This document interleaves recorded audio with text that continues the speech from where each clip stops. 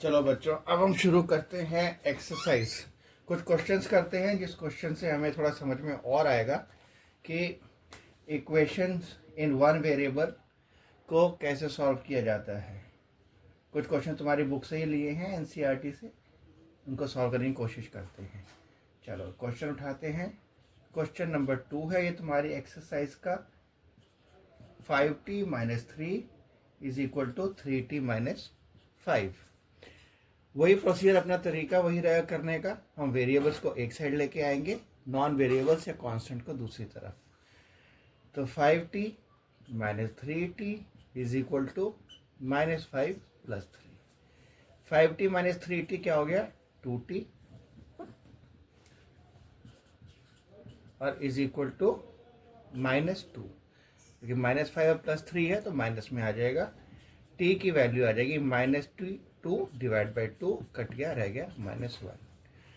तो यहाँ पे क्या हो गया? वेरिएबल हो गया t को, हमने वेरिएबल को t को डिनोट किया वेरिएबल से, जैसा कहा था x y z कुछ भी t, ये सारे वेरिएबल्स आते हैं और हमें t की वैल्यू यहाँ मिल गई, t is equal to minus 1।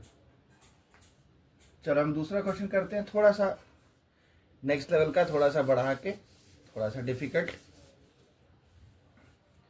अगला क्वेश्चन हम लेते हैं 2y plus 5/3 which is equal to 26/3 minus of y। फिर हमारा प्रोसीजर सेम रहेगा, हम वेरिएबल्स को एक तरफ लेके आ जाएंगे और कांस्टेंट्स को दूसरी तरफ रखेंगे।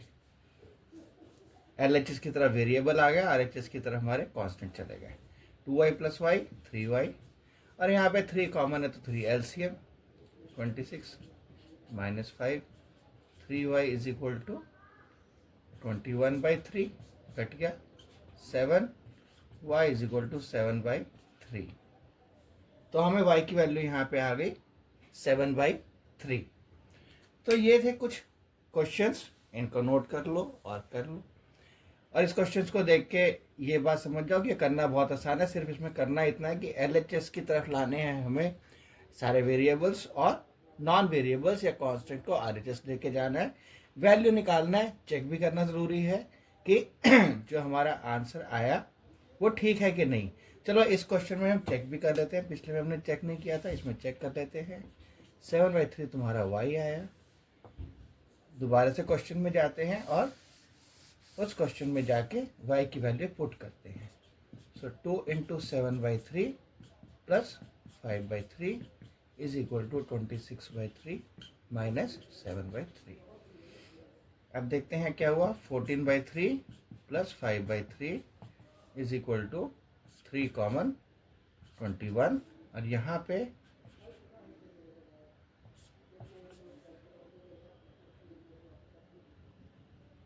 सॉरी, यहाँ हमसे गलती हो गई। 26 माइनस 7 बनता है 19।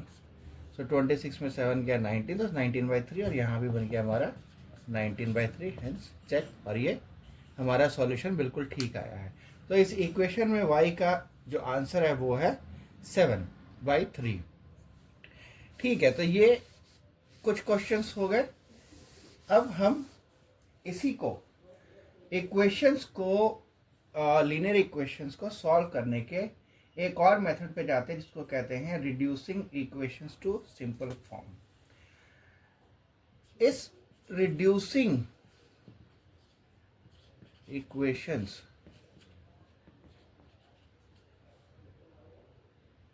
टू सिंपलर फॉर्म्स, इसके अंदर हम क्या करते हैं? इसके अंदर एक तरीका ऐसा निकालते हैं जिससे कि हम LHS और RHS दोनों को, अगर फ्रैक्शन में दिया हुआ है तो कुछ ऐसा चीज से मल्टीप्लाई करें बोथ द साइड्स, जिससे कि फ्रैक्शन खत्म हो जाए। हालांकि कोई ज़रूरी नहीं है, नहीं भी करो, नॉर्मल तरीके से फ्रैक्शन को सॉल्व कर लो तो भी ठीक है, लेकिन ये भी एक तरीका है जिसके अंदर करने में थोड़ी आसानी होती है। इसका एग्जाम्पल देखते हैं तो अपने आप समझ में आ जाएगा कैसे किया जाता है। 6x plus 1/3 plus 1 is equal to x minus 3/6। अब इसे समझना है कि हमें करना क्या है। करना ये है कि हमें इसके अंदर से डिनोमिनेटर हटाना है।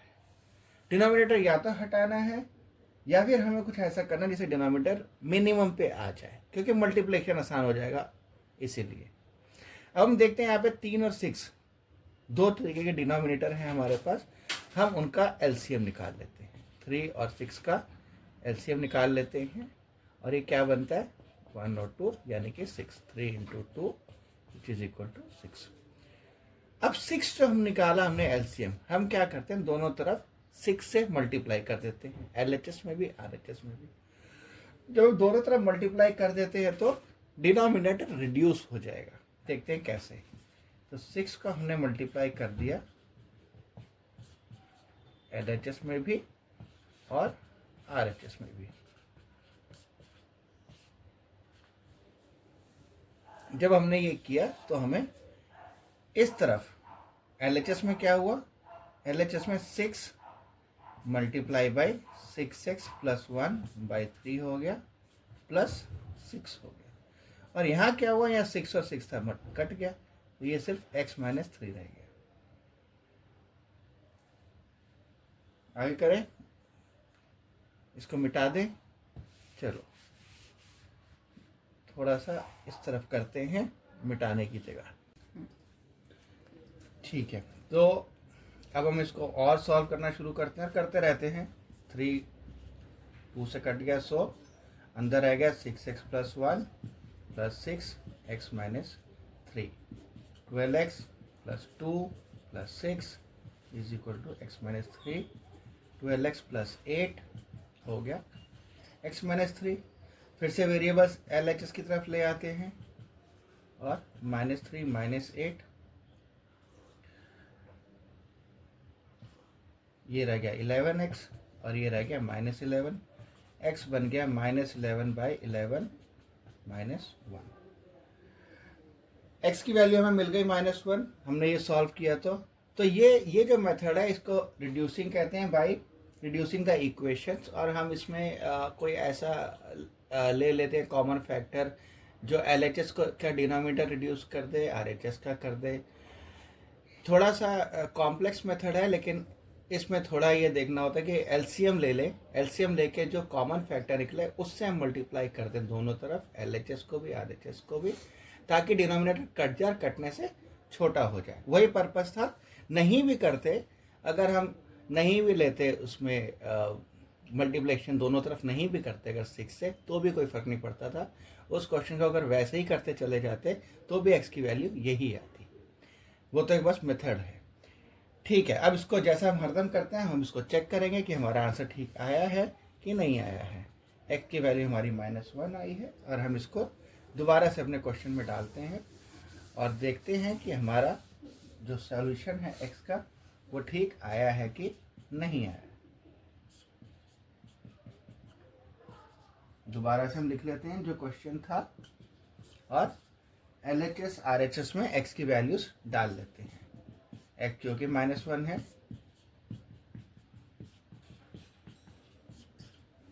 तो ये बनता है -4/6, जिसको अगर हम छोटा कर दे तो बन जाएगा -2/3। और यहाँ देखते हैं -7/3 प्लस 1। अगर हम इसको लेते हैं LCM, 3 -7 सॉरी -6 प्लस 1 बन जाता है -5। तो ये बनता है -5 प्लस 3 और -5 प्लस 3 जो कि यहाँ लिख देता हूँ मैं, -5 प्लस 3 बन जाता है -2/3। तो LHS भी हो गया -2/3 और RHS भी हो गया -2/3। तो हम इसको आराम से कह सकते हैं कि LHS is equal to RHS और x की वैल्यू इज इक्वल टू -1। तो ये तरीके हैं इसको सॉल्व करने का। एक तो नॉर्मल है जिसके अंदर हम कुछ भी वो लेते नहीं हैं, एक तो नॉर्मल है जिसके अंदर हम कुछ लेते नहीं हैं और सॉल्व कर देते हैं। दूसरे में हम एक कॉमन फैक्टर ले लेते हैं जिससे हम डिनोमिनेटर को रिड्यूस करते हैं ताकि हमारा जो फ्रैक्शन वाले इक्वेशंस हैं वो आराम से हो जाए। ठीक है, एक दो क्वेश्चन एक्सरसाइज से भी ले लेते हैं जो दिया हुआ है। एक क्वेश्चन करते हैं, x/2 - 1/5 is equal to x/3 plus 1/4। दोनों तरफ हमारे पास फिर से वेरिएबल्स आ गए हैं। अब इन वेरिएबल्स को हम अपने जो तरीके बताए हैं उसके हिसाब से करते हैं कि हम इसको क्या कर सकते हैं। तो अगर हम एलसीएम लें 2, 5, 3, 4 तो क्या बनता है 2, 1, 5, 3 और 2, 5 से 15, 15 to 30 इंटू 2 60। अगर हम 60 लेते हैं तो हम लगभग सबको काट लेंगे और हमारा डिनोमिनेटर खत्म हो जाएगा। देखते हैं होता है कि नहीं। 30 to 60, तो 60 आ गया। x/2 minus 1/5 is equal to 60, x/3 plus 1/4। अगर हम 60 लेते हैं तो हमारा इधर डिनोमिनेटर ये बनता है 10 और ऊपर आके बनता है 5x minus 2 which is equal to 60 into 12 4x plus 3। और अब इनको बस हम काट लेते हैं तो ये रह गया 6, 5x minus 2 और ये काट लेते हैं 5 तो 5 4x plus 3। ठीक है, यहाँ तक दोबारा से बताते हैं। एलसीएम लेना था, सारे अलग अलग वैल्यूज थी, एक कॉमन एलसीएम ले लिया। 60 आ गया। 60 कैसे आ गया? 60 आ गया 5 इंटू 3 इंटू 2 इंटू 2, मतलब ये और ये कितना बन गया 5 इंटू 3 15, 15 इंटू 2 30 और 30 इंटू 2 60। सो हमने 60 को ले लिया। देखो पर्पस एक ही है, डिनोमिनेटर को खत्म करना या मिनिमम कर देना। और यहाँ तो अच्छा हम ख़त्म भी कर पाए हैं। अगर ये ख़त्म कर पाए हैं तो अब हम इसको ब्रैकेट खोल लेते हैं सारे और देखते हैं कितना बनता है। 30x minus 12 और 5 इंटू 4 20x प्लस 15। ठीक है, इसको ऊपर वाला मिटा देते हैं और इसको करते हैं, एक लाइन नीचे कर सकते हैं। 30x minus 20x is equal to 15 plus 12। तो क्या बन जाता है 30x माइनस 20x 10x और ये बन जाता है 15 प्लस 12 27 और x बन जाता है 27/10। x की वैल्यू आ जाती है 27/10। ठीक है, जैसे हम इसको करते हैं चेक, दोबारा से चेक करके भी देखते हैं कि ठीक आया कि नहीं आया है। हम इसे उसमें डाल देते हैं क्वेश्चन में x की वैल्यू और पता लगाते हैं कि ये ठीक आया है या नहीं आया है। ठीक है, हमारी x की वैल्यू तो अब आ गई। अब हम x की वैल्यू से चेक करते हैं कि हमारी x की वैल्यू ठीक आई है या नहीं है। x की वैल्यू कितनी आई थी हमारी? x की वैल्यू आई है 27/10। अब 27/10 को यहाँ पुट करते हैं। 27/10 into 2 minus 1/5 which is equal to 27/10 और इंटू 3 प्लस 1/4। 27/10 इंटू 2 यानी कि 20 माइनस 1/5।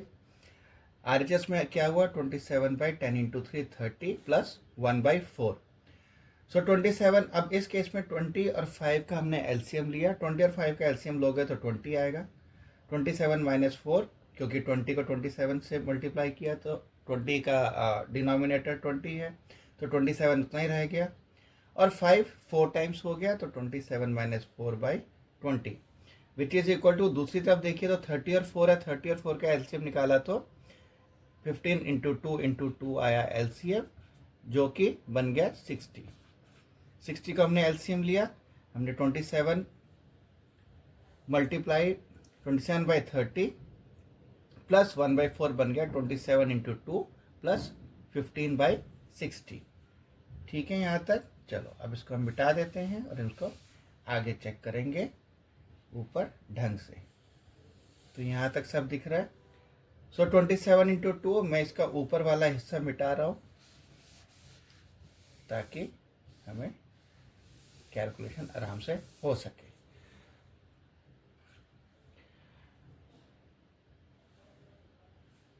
-27 -4/3 कितना हो गया? 23/20। और दूसरी तरफ 54 प्लस 15/60।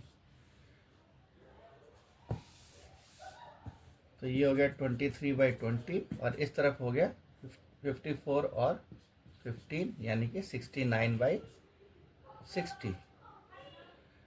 अगर 3 से मल्टीप्लाई करें तो 23/20। तो 23/20 LHS, 23/20 RHS. So LHS is equal to RHS when X is equal to so LHS is equal to RHS when X is equal to 27/10. तो और क्वेश्चंस करेंगे अभी इसके ऊपर। ये समझाने के लिए था, थोड़ा सा रिकैप करते हैं सारी चीज़ें। Linear equation in one variable हमने किया, जिसके अंदर हमने सबसे पहले कहा लीनियर इक्वेशन क्या होती है? जो equation straight in the form होती है एक्स के फॉर्म में और कांस्टेंट ऑन वेरिएबल्स के।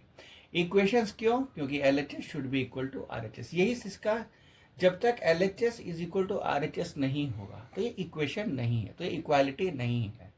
सो LHS has to be equal to RHS। ठीक है, अब हमने कहा इक्वेशन भी है, LHS is equal to RHS भी है, लेकिन कब?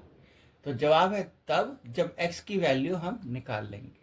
जब हम x की वैल्यू निकाल लेते हैं सॉल्व करके, और फिर जब हम उसको चेक करते हैं LHS में और RHS में, जब हमारा LHS और RHS बराबर आता है तो हम कह सकते हैं कि ये जो इक्वालिटी है या जो इक्वेशन है ये सही है for that particular value of x। इसको चेक करने का भी तरीका है, हम लोगों ने सीखा कैसे x की वैल्यू डाल के इसको चेक किया जाता है। और इस तरीके से linear equation in one variable का ये चैप्टर अब खत्म होता है। इसको प्रैक्टिस करेंगे हम अगले क्लास के अंदर, हम इसके क्वेश्चंस करेंगे जो बुक के दिए हुए हैं। तब तक के लिए बाय बाय।